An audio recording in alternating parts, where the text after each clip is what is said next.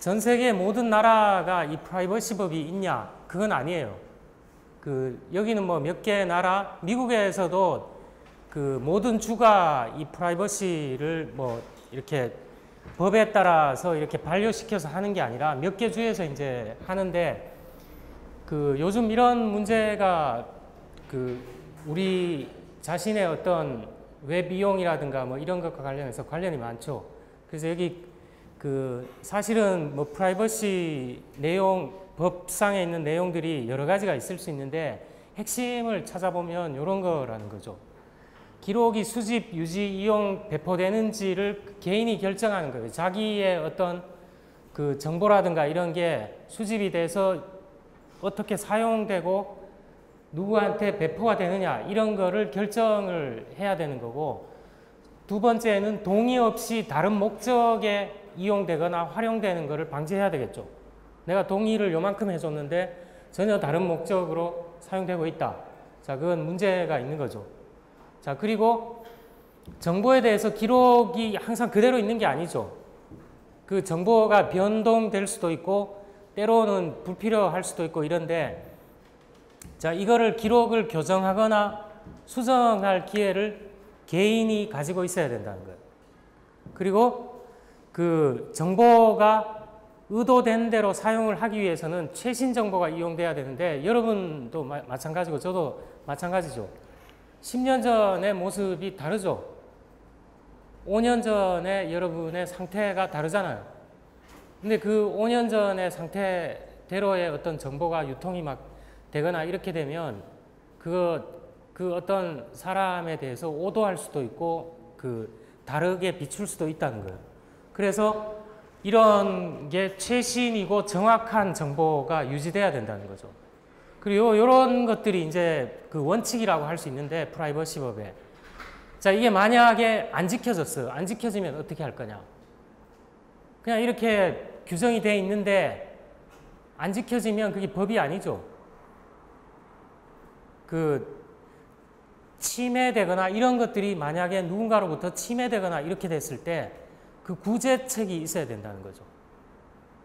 구제책이 있어야 이게 실제로 우리가 입법이 반려돼서 유효하게 적용되고 있다고 말을 할 수가 있잖아요. 그래서 마지막에 어떤 이런 권리라든가 개인이 확보하고 있는 정보의 최신성 뭐 이런 것들이 어겨진다 그러면 손해배상을 받을 수가 있어야 된다는 거죠. 최종적으로 이런 구제책이 어떻게 보면 권리 구제 방안이 마련되어 있지 않으면 이거는 이런 법을 뭐라 그러나요? 아주 좋은 입법 구절을 다 전 세계에 있는 것들을 다 모아서 법에다가 다 담아놨어요. 근데 이게 말뿐인 법이 되면 어떻게 되나요? 여러분, 전 세계에서 헌법 중에서 역사상 가장 이상적이고 그런 헌법이 어떤 나라 헌법인지 아세요? 뭐 지금은 좀 논증을 해봐야 되겠지만, 바이마르 공화국 들어봤나요? 바이마르 공화국. 바이마르 헌법이 전 세계의 헌법에 굉장히 큰 영향을 미쳤어요. 그때 벌써 행복 추구권이니 뭐 기본권이니 뭐 이런 좋은 것들이 다 있었어요, 거기. 근데 다 있으면 뭐 하나요? 그게 만약에 침해되면 권리를 구제받을 수 있는 그런 게 약한 상태로 법에 아름다운 그런 조항들이 다 들어가 있으면 뭐 하나요?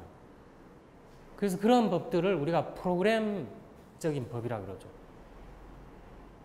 자, 요런 조항이 있기 때문에 이 법이 이제 실효성이 있다고 보는 거죠. 자, 나머지는 여러분이 좀 기본적인 내용이니까 이건 생략하도록 하겠습니다.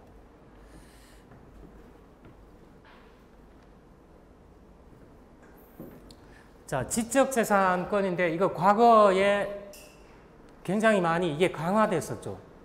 저작권, 상표권, 특허, 거래 비밀 이런 것들이 보장이 많이 됐는데, 자, 이 정보 시스템에서는 특히 이 저작권 보호가 컴퓨터 소프트웨어 산업을 보호하기 위해서 저작권 이런 게 중요하죠. 자, 그리고 기타 거래 비밀이라든가 이런 것들이 좀 관련이 되는데, 자, 그 감사자 역할은 뭐냐? 그럼 이 얘기를 왜 하느냐? 자, 지적재산권 여기 상세하게 못 봐요, 우리가. 그렇지만 여기 언급을 했는데 이걸 얘기하기 위해서 여기 언급한 거죠. 우리는 지금 감사자가 어떤 행동을 해야 되느냐 이런 거를 논하기 때문에 감사자는 뭐냐? 이게 만약에 어떤 이런 것들이 법상으로도 존재하고 제도상으로 뒷받침이 되고 있는데 침해가 일어나면 어떻게 되느냐? 이 법상으로 조치하는 것은 뭔가요? 이미 침해가 일어난 후에 이런 게 중요하죠. 근데 감사자 역할은 침해가 일어난 뒤에 이게 중요한 게 아니라 그런 어떤 실용적인 반대 조치는 이거 법상으로 침해가 일어났을 때 어떻게 할 거냐 이거예요. 근데 이거를 하기 전에 이게 발생하지 않도록 예방하는 거를 보장하는 역할을 한다는 거죠, 감사자는. 그래서 이 여러 가지 관리 방법이라든가 이런 툴을 가지고서 사후에 이렇게 하는 게 아니라 감사자는 어떤 입법을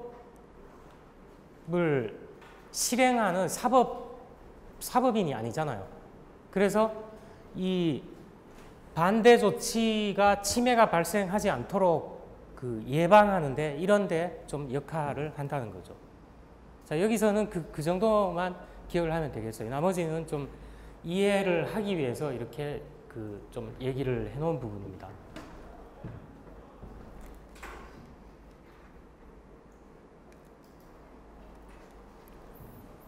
그 다음에 윤리적 문제와 행동 강령이 있는데, 자, 여러분 감사인은 누군가요? 감사인은 조직에 존재하는 사람인가요? 아니면 전혀 다른 세계에 존재하는 사람인가요? 감사인도 조직에 속해 있죠. 자, 조직에 속해 있으면 우리가 아는 감사인은 어떤 독립적이고 중립적이고 객관적인 지위에서 감사를 해야 된다 그러는데 원천적으로 제한 사항이 있죠. 조직에 있다는 거예요, 조직에. 조직에 있으면 뭔가요? 조직 내에 다른 사람들, 종업원들, 경영진들 이런 사람들 다 아니면 조직을 둘러싸고 있는 어떤 공급업자라든지 고객 집단이라든지 뭐 여러 이해관계자들이 있는데 이 사람들이 조직과 끊임없이 상호작용을 하잖아요. 그러면 말로는 감사인은 객관적이고 독립적인 입장에서 감사를 해야 된다 그러는데 그게 말처럼 쉬우냐는 거죠. 쉽지가 않죠. 그래서 뭐가 필요해요. 행동할 때 있어서 뭐 필요한 것들이 있죠. 그래서 이 윤리적인 문제를 생각을 해야 된다는 거예요. 자, 윤리 문제는 미리 결정되질 수 없다. 이거 컷 앤 드라이드 하면은 딱딱 잘라져서 이렇게 돼 있는 건데 그렇게 될 수가 없어요. 윤리적 행위는 조직의 상황, 비즈니스 상황에 따라서 방고불변의 것들도 물론 있겠지만 그렇지 못한 것도 있다는 거예요. 자, 그래서 비즈니스 윤리가 필요한데, 자, 비즈니스 윤리에 대해서 감사자도 조직에 속해 있기 때문에 이해를 해야 된다는 거예요. 그래서 관리진, 경영진과 그 다음에 피감사, 감사받는 사람들과의 끊임없는 관계가 발생하기 때문에 이런 윤리적인 문제, 딜레마 상황에 부딪힐 수 있어요. 내가 열심히 이제 감사인으로서 일을 하는데 감사자는 감사만 하는 사람이 아니에요. 감사자는 또 어떤가요? 여러분 중에 정보 시스템 이론이라든가 이런 거를 많이 해서 조직에 가서 일을 하다가 한 10년 차 정도 됐을 때 감사부서에 가서 일을 할 수 있다는 거예요. 그럼 그 사람이 전문가냐? 전문가 맞죠? 정보 시스템에 대해서 한 10년 일하면 많이 알고 있죠. 그래서 감사하면 감사 잘 할 수 있어요. 근데 1년 365일 감사만 하느냐? 아니죠. 어떤 시스템 부서에서 뭐 예를 들어 그 ERP 시스템을 도입해야 되는데 이 사람을 불러서 좀 조언을 해달라고 그랬어요. 시스템 도입하는데 당신이 이쪽 부서의 일도 옛날에 많이 했고 그러니까 이 시스템이 어떤 시스템을 어떤 업체로부터 어떤 절차에 따라서 도입하면 좋겠냐 이렇게 제언을 해주거나 조언을 해주거나 할 수 있죠. 자, 그렇게 해서 진짜로 ERP 시스템을 뭐 10억을 들여서 20억을 들여서 도입을 했어요. 도입을 했는데 이제 입장이 바뀌어갖고 6개월 전에 감사부서로 발령이 났다는 거예요. 그러면 감사부서로 발령이 나서 내가 어떻게 하다 보니까 그 조직에 정보 시스템 도입한 부서를 감사를 해야 되는데 이런 경우에 감사자가 정말로 냉정하게 독립적인 위치에 있을 수 있냐? 여러분 어떻게 생각하나요? 독립적인 위치에 있나요, 이 사람이? 시스템 도입이 적정한 계획에 의해서 적정한 방법으로 진짜로 지금 이 시기에 도입되는 게 맞느냐 이런 걸 감사를 해봐야 되는데 6개월 전에 조언해주고 어떤 업체 뭐 심사도 해주고 평가도 해주고 이렇게 했는데 단지 6개월 만에 그 감사자라는 위치 때문에 감사를 한다 그러면 독립성을 보장할 수 있느냐 이 말이죠. 만약에 일반적인 인간이라 그러면 일반적인 사람이라 그러면 독립성을 정말로 발휘할 수 있느냐? 제가 볼 때는 발휘하기 힘든 케이스죠. 왜냐하면 자기도 어떻게 보면 관련이 됐던 사람이기 때문에. 자, 이런 데 있어서 딜레마 상황이 있을 수 있어요. 윤리적인 문제 있을 수 있어요. 분명히 장비 도입할 때 관여를 했는데 자, 이런 것과 부딪히게 될 상황에 대해서 감사자가 윤리적인 어떤 이해가 있어야 된다는 거예요. 그리고 이 윤리적인 문제는 또 법상의 문제하고 또 좀 다른 차이점이 있죠. 그래서 이 사이에서 긴장관계가 있을 수 있어요. 법률상으로는 아무 문제가 없는데 객관적인 외형상 문제가 없는데 그 내용을 따져보면 어떤가요? 윤리적으로 좀 문제가 있는 경우 있죠. 자, 뭐 감사 시간에 이런 뭐 예를 좀 들면 좋은데 그 좀 관계상 뭐 이렇게 심한 예를 못 드니까 예를 해주시고 예를 들어 그 법을 이렇게 통과해야 되는 게 국회의원의 임무인데 하나도 통과를 안 했어요. 뭐 한 몇 월 달부터 몇 월 달까지 법률 통과한 거 하나도 없죠. 어떤가요? 그 사람들 법률적인 선택사에 법률상 걸리나요? 법률상 문제 없어요. 문제 없는데 어떤가요? 윤리적인 측면에서 보면 뭐라고 하나요, 우리가? 문제가 윤리적으로 생각해 보면 상당히 문제가 있는 거죠. 자, 이런 게 있을 수 있다는 거예요. 자, 루소는 여러분이 알고 있는 루소 맞아요. 여러분이 알고 있는 루소는 누군가요? 로크, 루소 이런 사람 누군가요? 계몽주의 시대의 자유방임 사상 뭐 이런 거에 영향을 많이 준 사람이죠. 이 사람이 이런 얘기를 했어요.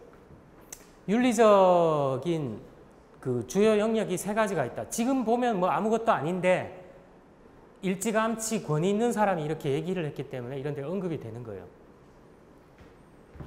거시 또는 시스템적 차원이라는 건 뭐냐 하면 정부와 정부, 국가와 국가 사이에 국제적으로 경제적 교환 같은 거 하죠. 자, 이럴 때 국가의 정치적 힘에 의해 결정된 프레임워크. 이거는 좀 되게 넓은 범위죠. 커다란 부분이에요. 그래서 이거 거시 또는 시스템적 차원이 있고 그게 아니라 국가 내에 경제적 조직들이 있어요. 지금으로 얘기하면 기업과 기업 간에 그들 사이의 관계, 윤리적 관계 이런 거를 고려해 볼 수가 있죠. 이런 거를 중간 제도적 차원이라고 합니다. 그리고 어떤 기업 내에, 조직 내에 경제적 활동과 개인들의 의사결정이 있죠. 제가 아까 얘기했던 이 윤리적 문제 딜레마 상황 얘는 뭔가요? 루소가 얘기한 걸로 보면 어떤 상황인가요? 루소가 얘기한 걸로 보면 1, 2, 3번 중에 뭐 어떤 데 해당하는 건가요?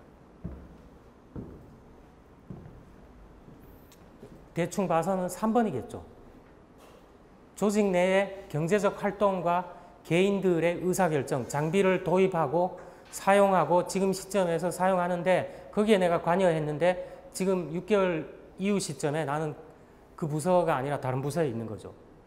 그러면 루소가 얘기한 미시 또는 조직 내 차원의 어떤 윤리적 상황과 관계가 되는 거죠. 자, 이건 뭐 아주 중요한 내용이 아니라 그 최초의 이런 좀 단계를 나눴기 때문에 여기서 언급이 되는 겁니다.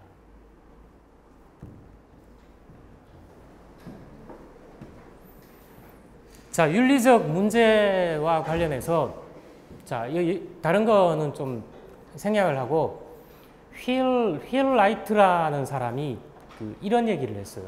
의사결정을 하는데 여러분 기업이나 조직에서 의사결정 많이 하잖아요. 할 때 윤리의 영향을 정의할 때 세 가지 주요 요소를 생각해 봐야 된다고 그랬어요. 자, 이게 뭐 읽어보면 아무것도 아닌데 여러분도 마찬가지로 개인적으로 의사결정을 할 때 좀 헷갈리면 이런 거를 메모를 해놨다가 한번 기준으로 삼을만 해요. 이런 것들은. 성찰적 선택을 요하는 문제를 포함하느냐. 성찰적 선택이 뭔가요? 여러분 라면 하나 사러 갈 때 성찰적 선택을 하나요? 대개요? 안 하죠. 성찰적 선택 안 하잖아요. 굉장히 심사숙고하거나 내가 이렇게 했을 때 이런 결과가 예상되고 다른 대안을 선택했을 때 이런 결과가 예상되고 이런 거를 굉장히 성찰할 만하게 이렇게 생각을 하느냐는 거죠. 그런 문제면은 윤리적인 문제일 가능성이 높죠. 두 번째는 윤리는 옳고 그른 지침을 포함하고 있어요. 옳고 그르다. right이냐 wrong이냐 이런 거를 포함하고 있다. 결정의 결과에 관심이 있어요. 결정의 결과가 아무 영향을 주지 않거나 그러면 이건 뭐 윤리적 문제라고 할 수가 없죠. 그냥 루틴한 그냥 일상적인 결정이라고 할 수 있는데 결정의 결과가 굉장히 중요하거나 이렇게 해서 그런 기준으로 생각을 해봐야 될 상황이라는 거죠. 자, 여기 이 문제와 관련해서 우리는 정보 시스템 감사를 얘기하기 때문에 정보 시스템과 관련해서 윤리 문제는 이거 우리 인풋, 프로세싱, 아웃풋, 뭐 시스템 얘기할 때 많이 하죠. 자, 그런 것과 관련해서 특정 영역, 프라이버시라든가 정확성이라든가 접근을 위한 이용 이런 상황들을 포함해요. 여기서 접근은 뭔가요? 접근. 이 접근이 뭐죠, 이게? 어디에 접근한다는 얘기인가요? 뭐 어딘가에 접근한다는 건가요? 대개의 경우에 뭘까요, 이거? 정보 시스템에 접근하는 사람이 있죠. 실제 권한을 가지고 내가 일 처리를 하기 위해서 정보 시스템에 접근하잖아요. 근데 접근하는 사람 옆에서 같은 조직에 있긴 한데 전혀 관련 없는 사람이 개인적인 흥미 때문에 나도 좀 같이 사용하자. 이렇게 할 때 이 접근은 뭔가요? 이 접근이 오용되거나 남용되는 거죠. 그런 경우는. 실제로 권한을 가지고 있고 목적을 가지고 있고 그런 사람이 접근해야 되는데 그렇지 못한 사람이 접근하는 경우는 이거는 이 접근 권한과 관련해서 남용되거나 오용될 가능성이 높죠. 자, 그래서 이 정보 시스템과 관련된 윤리 문제는 이런 것들을 다룬다는 거죠. 관련이 있다는 거예요.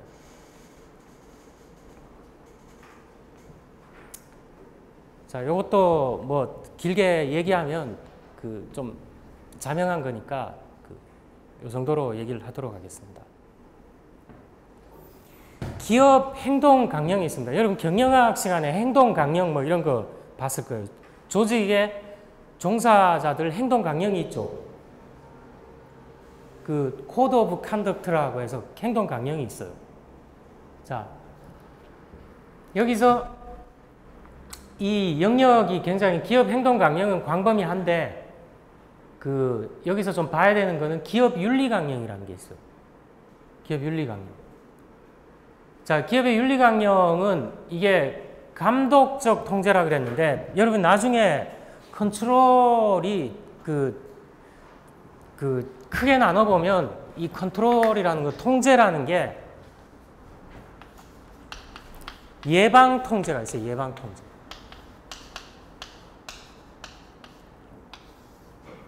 예방 통제는 뭔가요? 어떤 침해나 그 아까 얘기했던 오용이나 정보 시스템 오용, 남용이나 이런 게 발생하지 않도록 미리 이렇게 통제하는 거죠. 미리 통제하는 거 예를 들면 뭐가 있나? 아이디 패스워드 부여하는 거 이런 거죠. 아이디 패스워드 부여 왜 하나요? 아이디 패스워드 부여하지 않고 그냥 다 사용하라 그러면 어떻게 되나? 상당히 많은 문제가 발생하게 되겠죠. 자, 이렇게 예방 통제를 했는데 다 통제가 되나요? 안 되죠. 예방 통제가 안 되고 분명히 침해라든가 이런 게 발생해요. 그럼 만약에 어떤 이상한 사람 해커가 우리 시스템에 침입했다. 그러면 그거를 모르고 있으면 어떻게 되는 건가요? 모르고 있으면 큰일 나죠. 그래서 그런 침해가 있는지 없는지를 적발하는 통제가 있어요. 그래서 요거를 적발 통제라고 해요. 디텍션 컨트롤이죠. 디텍션 컨트롤. 자, 해커가 침입한 거를 몇 월 며칠부터 몇 시에 침입한 거 어떤 시스템에 들어온 걸 알았어요. 알면 어떻게 해야 되나? 알면은 야, 우리 정보 기술 인력들이 굉장히 유능하다. 그래서 야, 이건 정말 놀라운 일이다. 침범한 지 몇 분 안 돼서 우리는 알아냈다. 이렇게 하고 자화자찬하고 끝나면 되나요? 안 되죠. 이 적발이 됐다는 건 뭔가요? 시스템의 어딘가에 사용을 하거나 아니면 여기에 데이터베이스에 접근하거나 이런 뭔가 위험 상황이 발생한 거죠.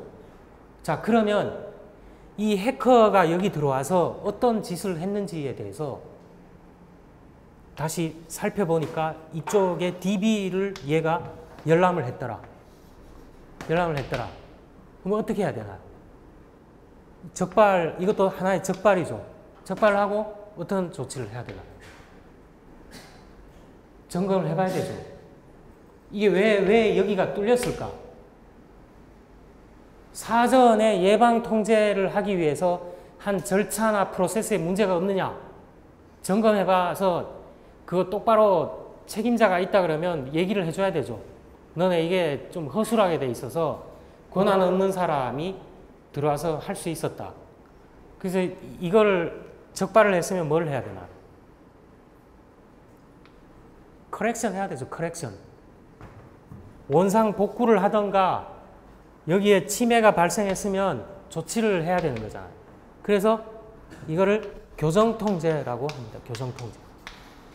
커렉션 컨트롤이죠. 그래서 일반적으로 내부 통제, 여러분 통제 뭐 이런 얘기를 벌써 여러 번 들었잖아요, 여러분. 그래서 통제는 크게 나누면 요 세 가지가 있어요. 예방 통제, 적발 통제, 교정 통제가 있는데 항상 보면 격가지로 좀 있는 것들이 있죠, 격가지로. 격가지로 또 통제가 조금 있습니다.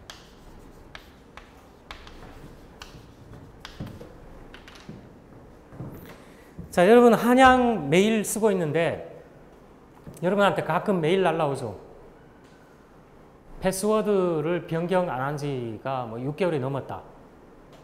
1년 정도가 됐는데 패스워드를 좀 바꾸면 좋겠다. 이런 통제는 뭘까요? 이런 통제는 뭘까요? 자, 이런 통제는 약간 이제 생각해 볼 문제가 있는데 이건 뭐 요 세 가지 중에서 나누라 그러면, 굳이 나누라 그러면 예방통제에 가깝죠. 뭐 아직까지 6개월 동안 변경 안 했다고 해서 문제가 바로 발생한 건 없잖아요. 그래서 예방통제에 가까운데, 이런 통제는 좀 이렇게 격가지로 나눠보면 감독적 통제에 가까워요. 감독적 통제. 왜 그런가요? 자, 감독적 통제, 이거 좀 이렇게 해주세요. 이렇게 하면은 어떤가요? 자, 여기 표현이 좀 그런데, 감독이라 그러면 좀 감독 말을 잘 들어야 될 것 같은데, 강제성은 없어요, 이게. 강제성이 없지만, 권고적, 지시적, 감독적 통제가 있을 수 있죠. 패스워드 안 바꾼다고 해서, 너 왜 패스워드 안 바꿨냐, 이렇게 강제적인 조치가 뭐 있는 건 없어요. 그래서 이런 거는 감독적 통제예요. 그래서 이 기업의 행동 강령은 일단은 감독적 통제고, 윤리적 행위를 강제하진 않아요. 강제하진 않는데, 자, 그런데 패스워드를 1년이고 2년이고 한 번도 안 바꾸면 어떻게 될까요? 누군가가 그거를 탈취해서 아니면 모르게 사용할 수가 있죠. 근데 지금 현재는 이 강제적인 게 아닌데, 만약에 내 어떤 계정이 패스워드가 노출이 돼 갖고 누군가 사용했다. 그래서 조직이 피해를 입었다. 그렇게 되면 어떻게 될까요? 그렇게 되면 어떻게 되죠? 내가 관리를 잘 못한 거죠. 그렇게 되면 이런 문제가 발생할 수 있다.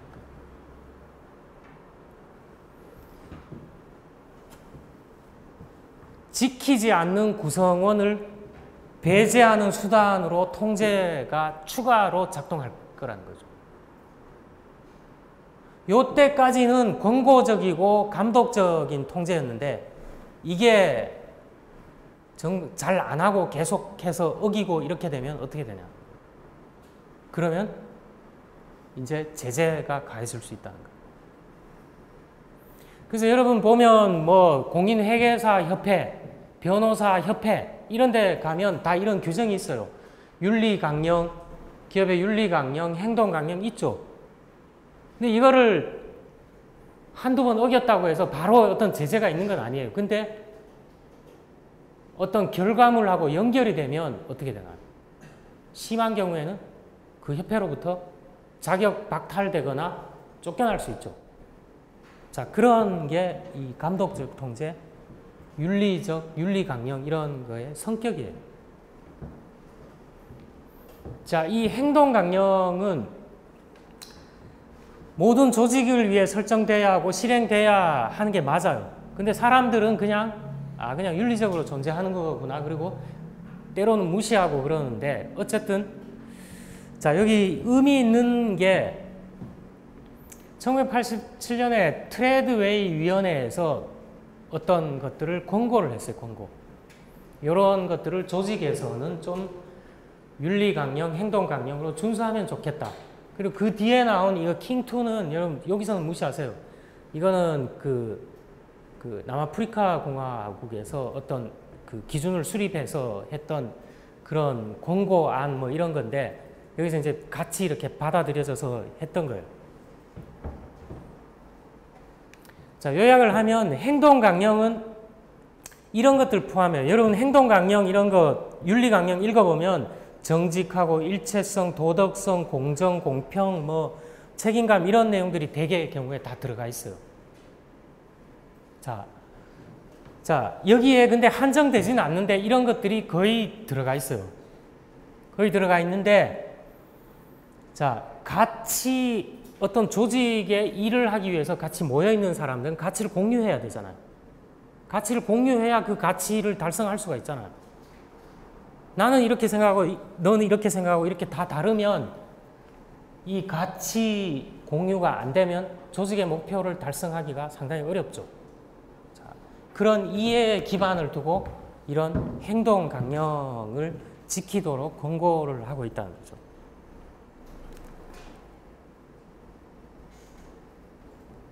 두 가지 형태가 있어요. 두 가지 형태가 뭐냐면, 여러분 이거 법률하고 비슷한데 이거를 개괄주의냐 열거주의냐 이거예요. 개괄주의가 뭔가요? 개괄주의. 어떤 문제를 개관한다 이런 것은 뭔가요? 포괄하는 거죠. 포괄. 자, 정직한 의도의 긍정적인 선언이에요. 모든 사항을 포함하지만 통제가 불가능해요. 자, 이런 거 어떤 것들이 있나요? 예를 들어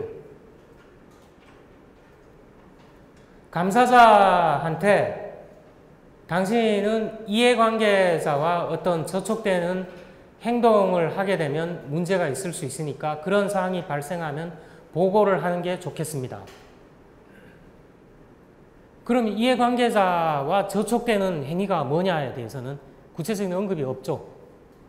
구체적인 언급이 없어요. 이런 거는 긍정적 선언이잖아요.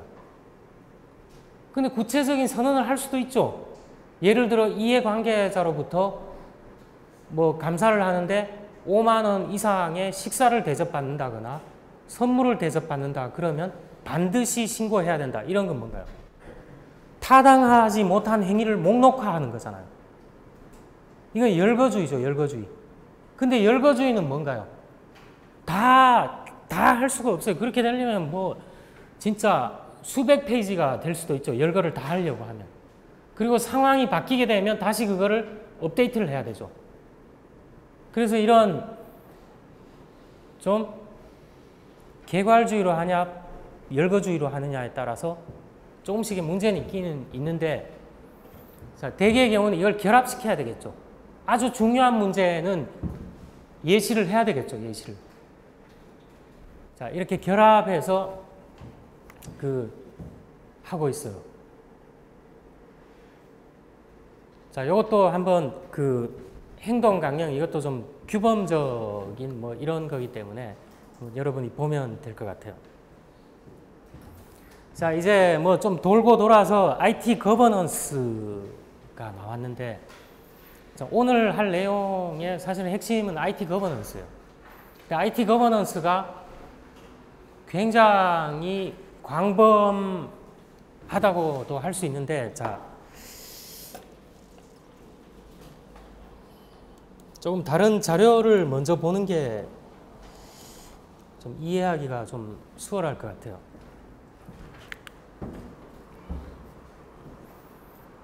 거버넌스를 거번하면 뭔가요? 거번하면 사전을 찾아보면 지배하다, 통치하다, 좀 완화하면 관리하다 이런 뜻을 가지고 있어요. 그래서 거버넌스 명사형이죠. 자, 거번, 지배하고 통치하는 행위, 프로세스 이런 게 사전에 있는 의미예요.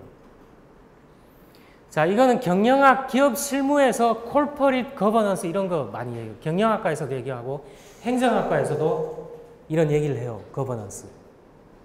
자, 그래서 경영학에서 얘기하는 governance와 행정학 정부 부문에서 얘기하는 governance가 조금 차이가 있어요. 자, 요거는 여러분이 한번 대비를 해서 참고하면 될 것 같고, 지금 이 얘기를 하자고 하는 건 아니고 좀 구체적으로 한번 들어가 보겠습니다. IT 거버넌스. IT 거버넌스 앞에 수식어가 하나 들어갔죠. IT 거버넌스는 기업에서 거버넌스긴 한데 정보 시스템, 정보 기술을 다룬다는 거예요. 거버넌스 중에서. 그래서 자, 요것도 좁은 의미에서 정의와 넓은 의미에서 정의가 있습니다. 그래서 좀 좁은 의미에서 IT 거버넌스가 뭐냐? IT에 대한 투자 결정이나 현업과의 관계에 초점을 맞춘 정의예요. 그래서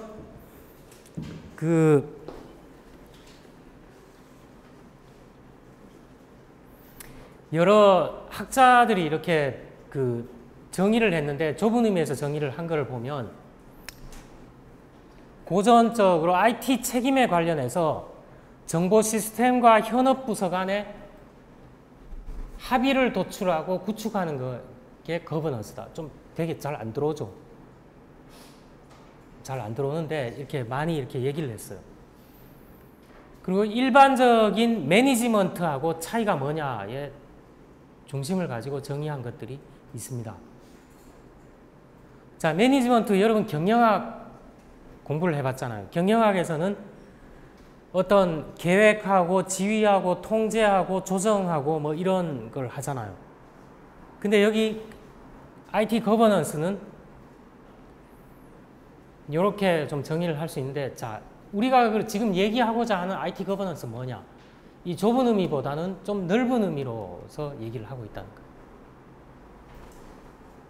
기업의 전략과 IT 전략을 연계할 수 있는 조직 구조와 업무 프로세스와 관련된 문제를 IT 거버넌스라고 좀 넓게 정의를 하는 거예요. 여러분, 정보 시스템 도입하고 정보 기술 도구 이런 거 도입하는 목적이 뭔가요? 궁극적인 목적이 뭔가요? 정보 시스템 기술 여러 가지 도구 뭐 이런 거 도입하고 이런 목적이 뭔가요?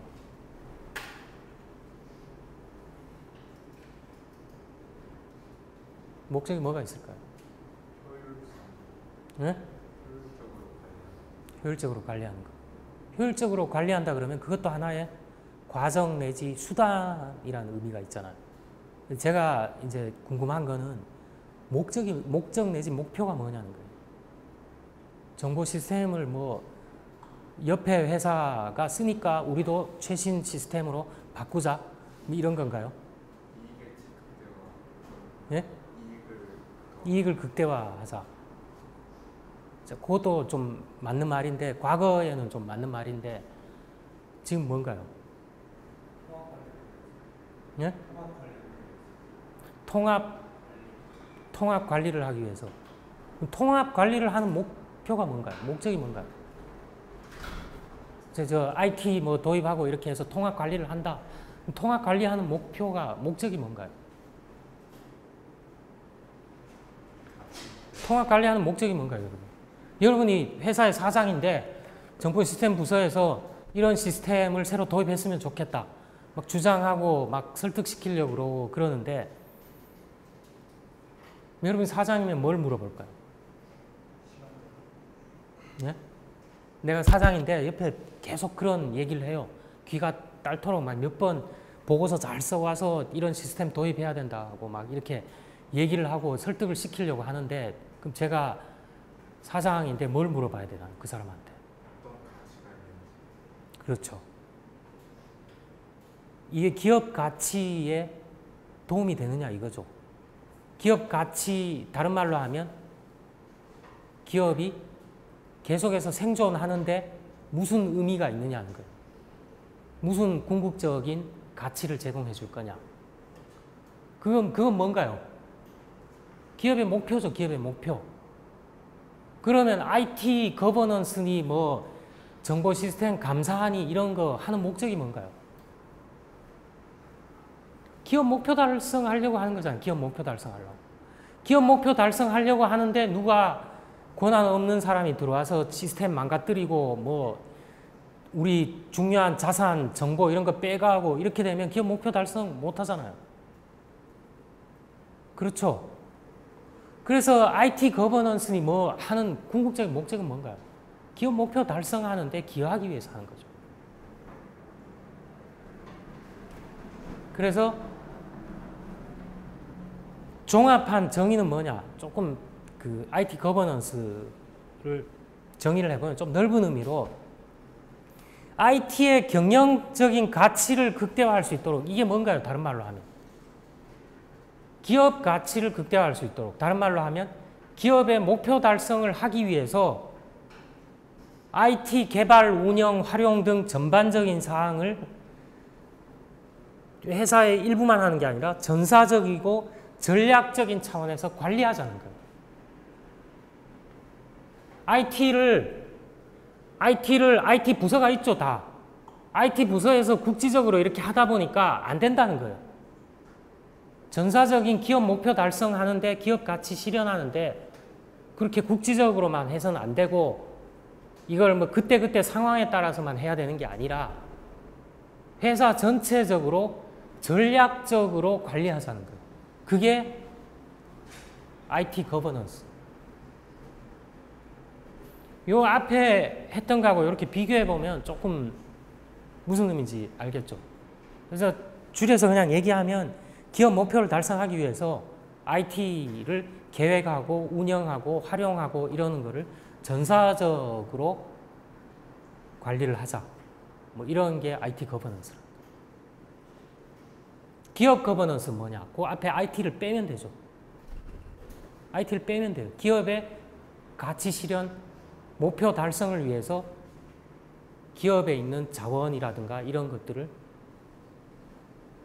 개발, 운영, 활용을 전반적으로 회사 전체적으로 관리하자. 이게 기업의 거버넌스죠. 그렇게 안 썼는지 여기 한번 보면 될 거 아니에요, 여러분.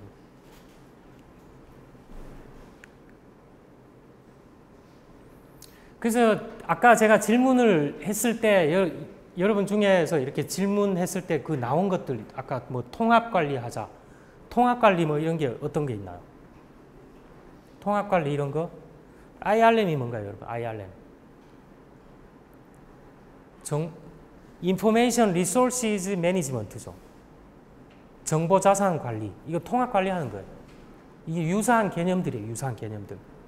자, 정보 시스템의 전략적 이용. 그 다음에 SIS 뭔가요? Strategic Information System. 전략적 정보 시스템. 전략적 정보 관리. 이 유사한 개념인데 IT 거버넌스하고 똑같다는 건 아니에요. 질문했을 때 대답을 부분적으로 한 것들이 이런 것들을 얘기를 한 거예요. 틀린 게 아니라 좀 부분적으로 얘기를 했다는 거예요. 요건 이제 학자들이나 뭐 연구자들이 이렇게 정의했는데 제일 많이 인용되는 건 이런 것들이 인용돼요. 외국 사람이 정의한 거는 자, 바람직한 IT 사용을 장려하기 위한 의사결정 권한과 책임체계 정립하는 것. 자, 권한과 책임체계 정립하는 게 뭔가요? 매니지먼트죠, 매니지먼트. 관리자는 관리. 그래서 조금씩 다르게 했는데 종합적으로 하면 이렇게 관리 있잖아요, 관리. 관리하자는 거예요. 항상 잊지 말아야 될 거는 IT나 정보 시스템은 도구라는 거예요, 도구. 궁극적인 목표가 아니라는 거, 목표가 아니라는 거예요. 기업 가치 실현하기 위한 생산적인 도구, 툴이라는 거죠.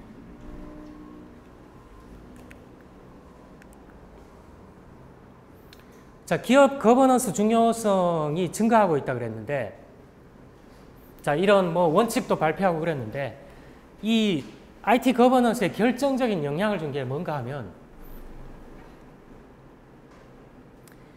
사베인-옥슬리법 이거 많이 들어봤죠, 여러분? 사베인-옥슬리법. 이 법이 왜 나왔을까요? 미국에서 사베인-옥슬리법이 2002년 7월 30일인가 반려가 됐어요. 그 전에 1년에 사건들이 많이 발생했어요. 엔론 사태 들어봤나요? 엔론 사태. 월드컴. 엔론, 월드컴 이게 굉장히 큰 회사였어요. 근데 결론적으로 얘기하면 회계 부정이 광범위하게 이루어졌어요. 그럼 이전에 어떤 회계를 감사하고 이런 것들이 없었냐? 내부 통제 시스템이 없었냐? 있었어요.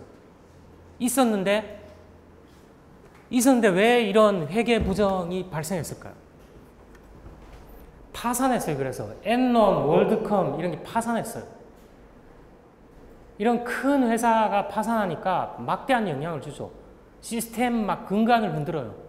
여러분 집에 기둥이 하나 금이 갔다. 어떻게 될까요? 불안해서 살 수가 없죠. 자, 그 전에 통제 시스템이라든가 이런 거 회계 기준이라든가 이런 거 잘 돼 있어요. 근데 내부의 경영진과 그런 사람들이 결탁을 하고 공모를 하는 데 있어서는 무용지물이라는 거예요. 무용지물. 1년, 2년 회계부정이 있었던 게 아니라 5년, 7년 지속적으로 회계부정을 해서 바깥에는 예를 들면 수익이 100이 났습니다. 그랬는데 따져보니까 7년, 5년 동안 계속 회계부정을 한 거예요. 내부의 공모에 의해서. 통제 시스템이 무용지물이라는 거예요. 그런 게 발생한 이유가 뭐냐? 좀 전에 얘기했던 전사적인 어떤 거버넌스가 있었던 게 아니라 국지적으로 부서별로 이렇게 돼 있다는 거죠. 돼 있는데 그게 전사적으로 작동이 안 한다는 거죠. 그래서 유수의 회사들이 회계부정 파산하고 이렇게 되니까 정신을 차린 거예요. 여기 법률을 제정했는데 여기 법률에 IT 거버넌스를 담고 있어요. 이런 것들이. 그리고 여기 국제결제은행 이런 데서 바젤2, 우리나라도 바젤2에 가입되어 있습니다. 국제결제은행의 그 회계 처리라든가 금융 시스템과 관련돼서 그거를 지켜야 돼요. 이 논란이 예전에 가입하느냐 마느냐에 논란이 많았는데 가입돼 있어요. 다. 이런 법률적인 게 뒷받침되면서 거버넌스를 구체적으로 자, 이 법률들이 거버넌스를 위해서 나온 건 아니지만 구체적으로 명시하고 있지는 않지만 내용들이 들어가 있어요. 간접적으로. 그래서 여기 이제 이런 것들을 얘기를 하는 거죠. 자, IT는 기업의 전술적이고 그런 툴에 지나지 않는 게 아니라 때로는 전략적이고 핵심적이라는 거예요. 자, 전략적이고 핵심적이란 말은 뭔가요? 정보 시스템 부서에 맡겨놔갖고는 안 되고 전사적으로 관리를 해야 된다는 거죠.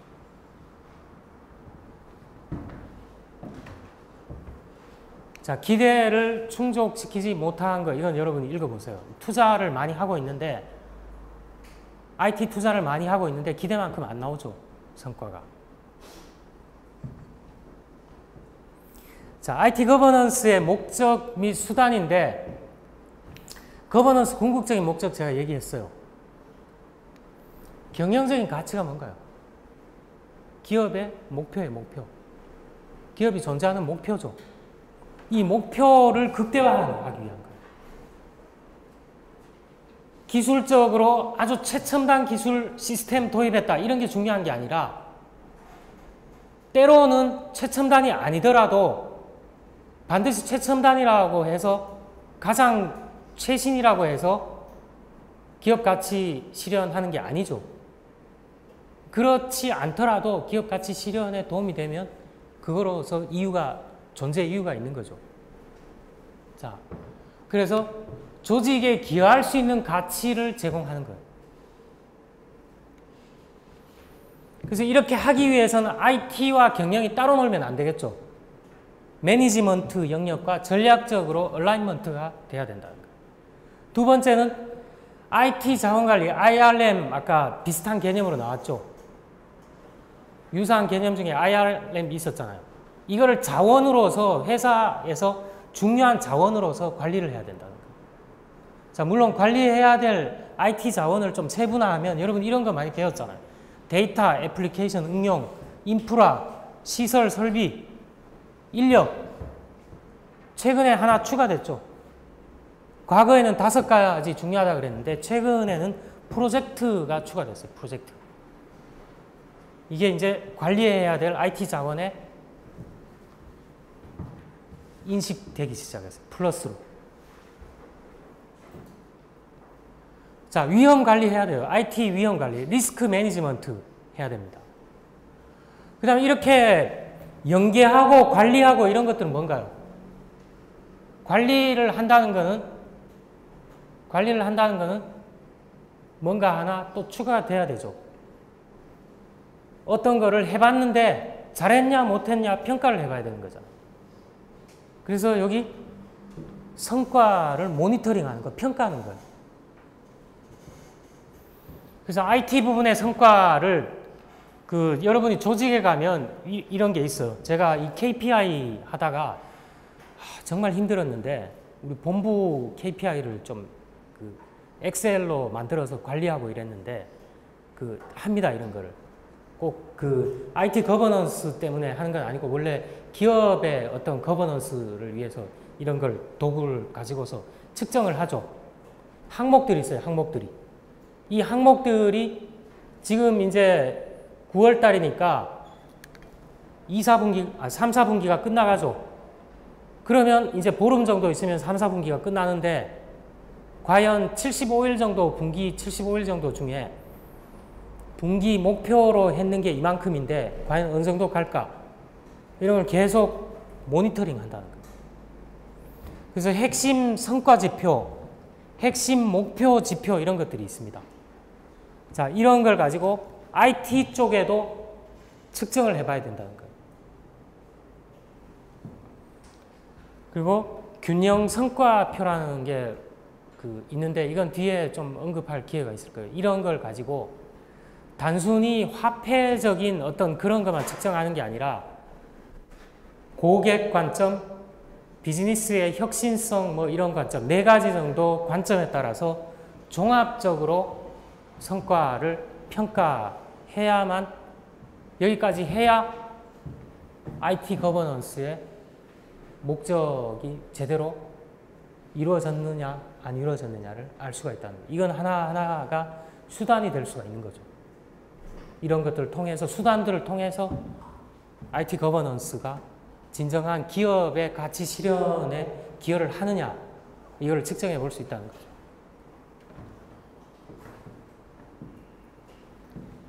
자, 구성 요소는 5가지 정도를 구축해야 되는데, 자, IT 프로세스, 인력, 조직 제도, 도구 시스템. 자, 여기까지는 뭐 여러분이 뭐 제가 얘기를 하지 않더라도 이런 것들 당연히 필요하겠구나.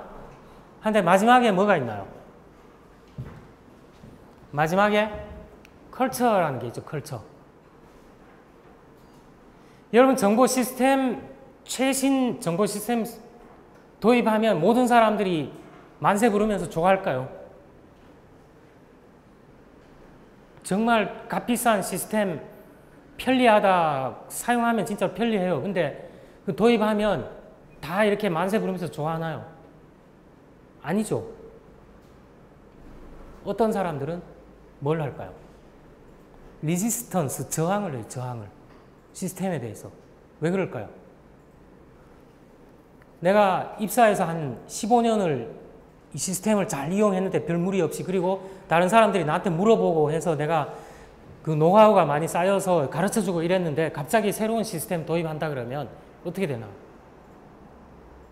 다시 배워야 되죠. 다시 배워야 되고, 내가 가지고 있던 어떤 작은 어떻게 보면 이의라든가 이런 거하고 배치될 수도 있죠. 자, 그래서 이런 것들이 다 이루어져 있다고 해도 가치관이나 문화가 그런 거를 다 배척하거나 저항하거나 이렇게 되면 어떻게 될까요? 시스템을 차라리 도입 안 하는 게 낫죠. 도입 안 하는 게 낫잖아요. 그래서 마지막에 이런 요소들을 중요성에 대한 인식, 뭐 이런 거에 대해서 조직이 공유하느냐, 공유를 해야 효과가 극대화될 수 있다는 거예요. 전체적으로 조직 부서적으로 반발하거나 저항하거나 이렇게 되면 잘 안 된다는 거죠. 그래서 어떤 사람은 이런 얘기까지 했어요. 조직 문화는 IT 거버넌스에 매우 큰 영향을 미친다. 지금 보면 뭐 그냥 자명한 얘기를 한 것 같은데 이 사람이 이렇게 한마디 한 게 아니라 나름대로 검증해서 이렇게 얘기를 했겠죠. 결과는 요 한마디지만 이거를 얘기하는데 여러분 이렇게 그냥 하면 그거는 프로파간다 주장이잖아요. 근데 입증을 했기 때문에 여기 등장한 거예요. 큰 영향을 주더라. 실제 보면 측정을 해보니까. 근데 이 문화라는 거는 한번 형성이 되면 바꾸거나 그렇게 하기가 상당히 힘들다는 거죠. 그래서 이 중에서 가치관 문화가 정착되거나 바꾸거나 이러는 게 말처럼 그렇게 쉽지는 않다는 거예요. 자, 거버넌스와 관련해서 국제 표준화 이런 것들이 진행되고 있습니다. 자, 약간 뭐 딱딱한 내용인데 좀 이제 얼마 안 남았어요. ISO가 뭔가요? 국제 표준화 기구죠. 국제 표준화 기구에서 ISO IC 38500. 자, 여기 여러분이 정보 시스템 과목 중에 공부하다가 보면 이런 뭐 표준화 이런 것들 많이 접하게 되는데, 감사에서는 품질 관리 뭐 이런 얘기할 때 좀 나오고, 군데군데 가끔 아주 나와요, 이런 게. 자, 여기서 제시한 게 뭐냐? 전사적 IT 거버넌스라는 국제 표준을 발표해요, 2008년에. 역사가 오래된 게 아니에요, IT 거버넌스 이런 게. 체계적으로 이렇게 정립된 게. 자, 여기 뭐 워킹 그룹에서 담당한다고 되어 있는데 이거는 뭐 무시하고, 일단은 국제 표준화 기구에서 2008년에 표준안을 이렇게 제시했다는 게 상당히 중요한 의의를 가지는 거죠. 조직의 이사진이 IT 활용을 평가하고 감독하고 지휘하는 데 활용할 수 있는 프레임워크를 제시하기 위한 목적으로 개발됐어요. 여기서 평가하는 거 뭔가 이밸류에이션이죠. 이밸류에이트. 감독하는 거 뭔가요? 감독, 아까 감독 통제 나왔었죠. 디렉트죠, 디렉트. 디렉트 지휘하는 거. 자, 여기 감독하고 지휘하고 이렇게 하는 거를 줄여서 evaluate, direct, monitor 한다고 해서 EDM 뭐 활동 뭐 이렇게 얘기를 합니다. 자, 어쨌든 그 내용이 뭐냐 하면 IT 거버넌스에 관련된 용어라든가 이런 거를 정의를 해줘요, 정의를. 우리 앞에 보면 정의가 여러 가지 있었죠. 여러 가지 있었는데 IT 거버넌스 여기서 정의한 건 뭐냐? 요 괄호 안에 있는 걸로 정의를 했어요. 현재 미래 IT 활용에 대한 방향을 제시하고 통제하는 체계로서 여기에는 이사진이 조직을 지원할 수 있도록, 굉장히 길어요. 긴데 좀 읽어볼게요. IT 활용을 평가, 지휘, 계획, 달성할 수 있도록 IT 활용을 감독하는 것이 포함된다고, 이게 바로 IT 거버넌스라고 정의를 했어요. 굉장히 길죠.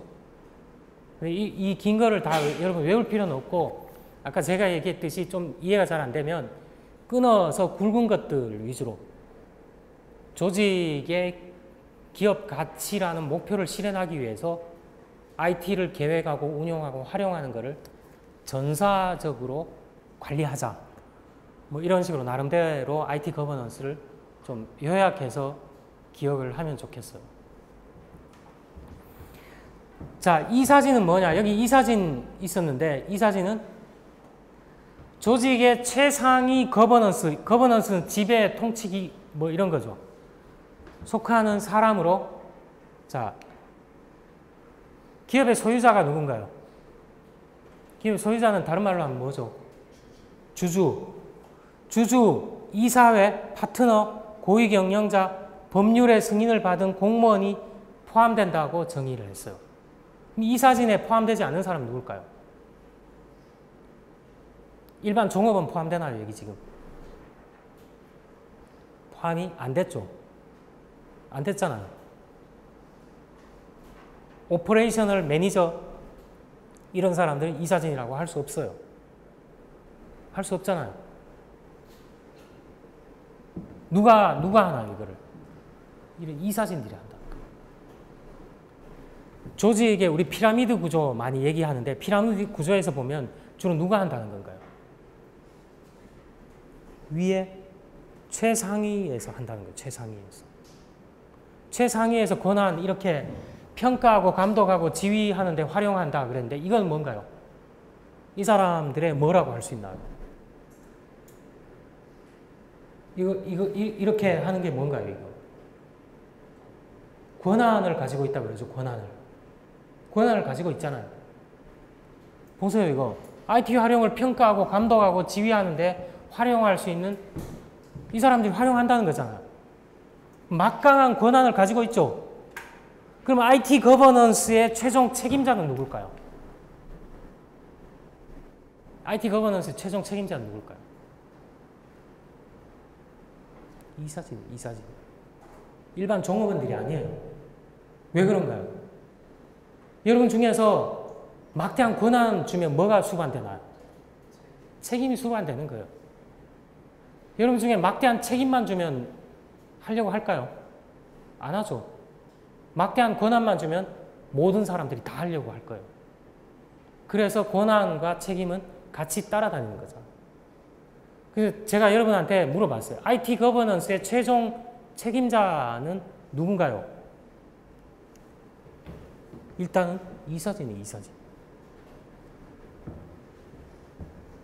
우리는 뭐 보면 항상 생각하는 게 바텀업 이런 게 좋은 거구나 이렇게 모범 답안처럼 얘기를 하는데 모범 답안처럼 그렇잖아요, 여러분. 근데 여기 IT 거버넌스에 얘기하는 최종 책임은 이사진한테 있는 거예요. 꼭대기층에 있어, 꼭대기층에.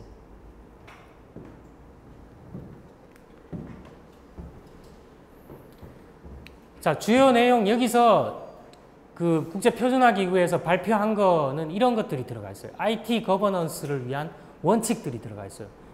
책임은 조직원들의 뭐 어떻게 해야 된다. 이런 책임이 들어가 있고, 여러분 이 파일 제가 올려놨어요. 다 올려놨어요, 이것도. 전략, 획득, 성과, 준수, 특이하게 인간 본의 이런 게 들어가 있어요. 인간 본의. 휴먼 비헤이비어, 인간 행동 뭐 이런 건데 IT 정책, 프랙티스, 의사결정 등은 인간 본의로 이루어져야 된다. 이게 무슨 말인가요?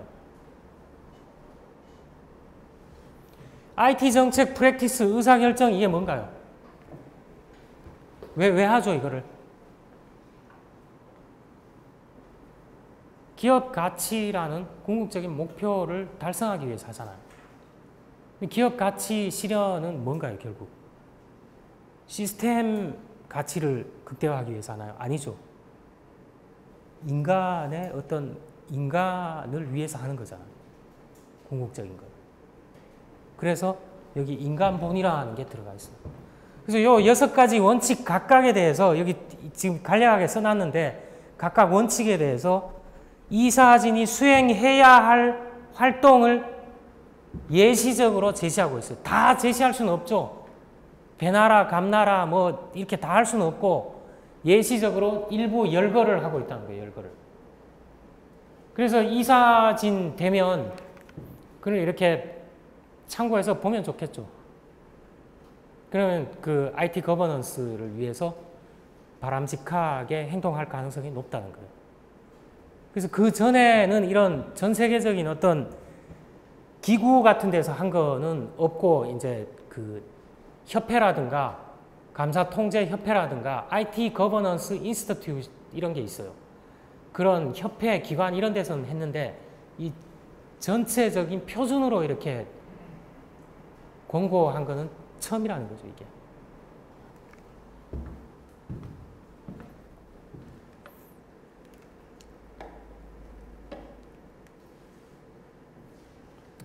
책에 있는 거는 못하고 여기까지 하고 마무리를 지어야 될 것 같아요. 향후 전망은 뭐냐? 이 국제표준이 일단 제시되어 있는데 인증 규격으로 진화할 가능성이 높다는 거예요. 지금도 이거를 가지고 표준을 좀 더 완성시키려고 노력을 하고 있고 이게 향후에 인증 기관별로 IT 거버넌스 뭐 품질 관리 잘하면 인증 우리 수여하잖아요. 보면 ISO 뭐 9000을 받았다 뭐 이런 거 하듯이 이것도 인증으로 진화할 가능성이 있다는 거예요. 이건 뭐 참고적인 얘기고. 자, IT 거버넌스 체계에서 감사의 역할은 뭐냐? 우린 지금 감사 때문에 이런 걸 봤기 때문에 역할은 뭐냐? 조직의 거버넌스 기구 대표적인 게 뭐가 있었나요? 이사진 뭐 있었죠. IT 활용을 평가, 지휘, 감독해야 되잖아요. 이사진이 하도록 돼 있죠. 근데 이사진이 IT에 대해서 잘 아나요? 물론 잘 아는 사람도 있겠지만 대개의 경우는 어떤가요? 고위 경영진, 자, 이사진의 어떤 사람들입니다. 주주, 이사회, 파트너는 이거 저거예요. 그 어떤 고위 어떤 파트너 이런 거예요. 이건 조금 애매한데 고위 경영자 이런 사람들이 IT에 대해서 잘 모를 가능성이 많죠. 특별히 뭐 CTO를 했거나 이런 사람이 아니면 잘 모르잖아요. 대개의 경우는. 그래서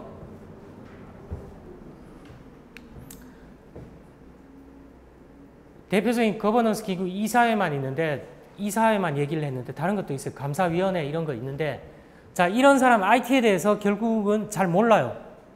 어떤 전문적인 영역까지는 커버할 수가 없어요. 그래서 전문성 확보를 보완하는 수단으로 감사를 활용할 수가 있다는 거예요. IT 감사를. 그래서 IS 감사인 내지 감사는 이런 이사진이 IT 거버넌스를 잘 수행할 수 있도록 충분히 도와줄 수가 있다는 거죠.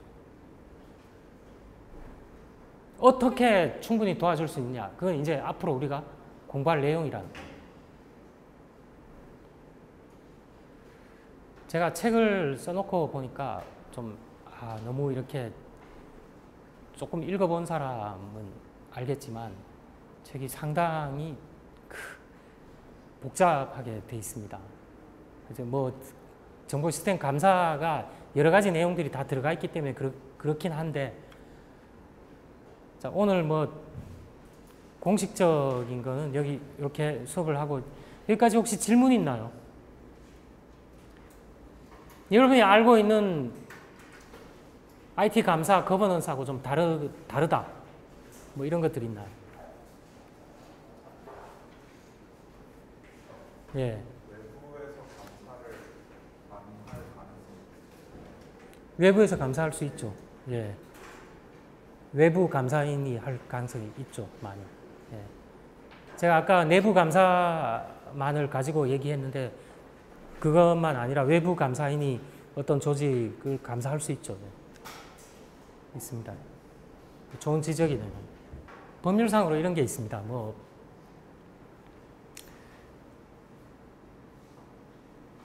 나중에 이제 공부를 하다 보면 각 조직에 보면 IT 감사에 전문화되어 있는 감사인이 부족한 경우가 많아요. 그러니까 정보 시스템 감사에 대해서 조금씩 알거나 뭐 현업 부서 있는 사람을 데려다가 이렇게 하는 경우가 많아요. 그래서 정보 시스템이나 이런 거에 대해서는 잘 알지만 감사의 어떤 절차라든가 방법이라든가 이런 거를 잘 모르기 때문에 그 감사를 해서 목적을 달성하는데 좀 한계가 있을 수가 있다는 거예요. 그래서 그런 경우에는 외부에 좀 더 유능한 감사인을 데려다가 할 수도 있고 또 어떤 경우에는 법률상으로 어떤 중립적인 기관에서 뭐 예를 들어 프로젝트가 하나 다 이루어졌다 그러면 이게 적정한 방법으로 됐냐 안 됐느냐에 대해서 감리인이 와서 하도록 법상으로 이렇게 돼 있는 경우도 있어요. 그래서 그런 경우에는 내부에서 어떤 공모라든가 이런 걸 해서 좀 문제가 발생할 수 있는 경우에는 외부에서 그런 사람, 자격이 있는 사람을 통해서 객관적 중립성을 확보하는 경우가 있죠. 또 다른 질문 있나요? 또?